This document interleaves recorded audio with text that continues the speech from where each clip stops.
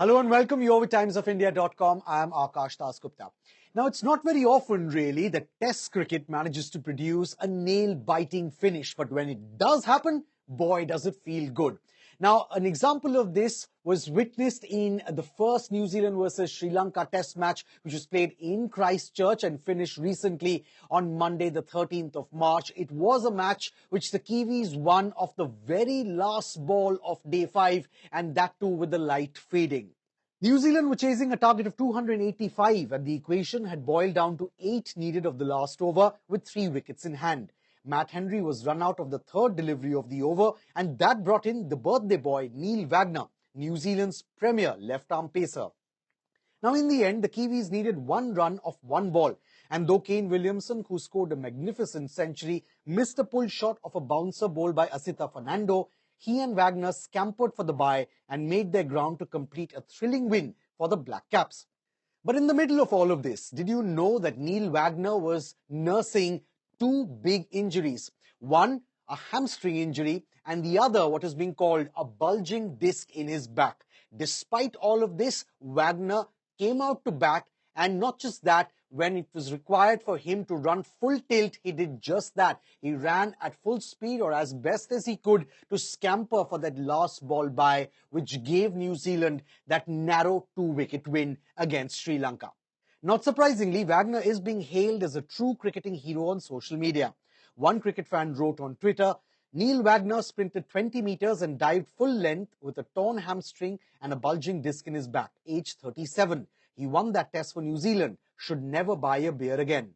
Another said, ruled out for 6 weeks on his wife's birthday with a torn hamstring and a bulging disc, comes back to bat the next day on his own birthday, runs and dives to make sure his team wins. We'll never see another human marvel like Neil Wagner again. Wagner, remember, had already been ruled out of the second New Zealand versus Sri Lanka test because of these injuries. That test match begins on the 17th of March in Wellington. Wagner is no stranger, of course, to playing with pain. In December 2020, in the first test versus Pakistan in Mount Maunganui, Wagner bowled 21 overs in Pakistan's first innings and took a wicket with 2 broken toes. During that game, he had famously said, unless they carry me off on a stretcher, I'm going to try and do everything I can.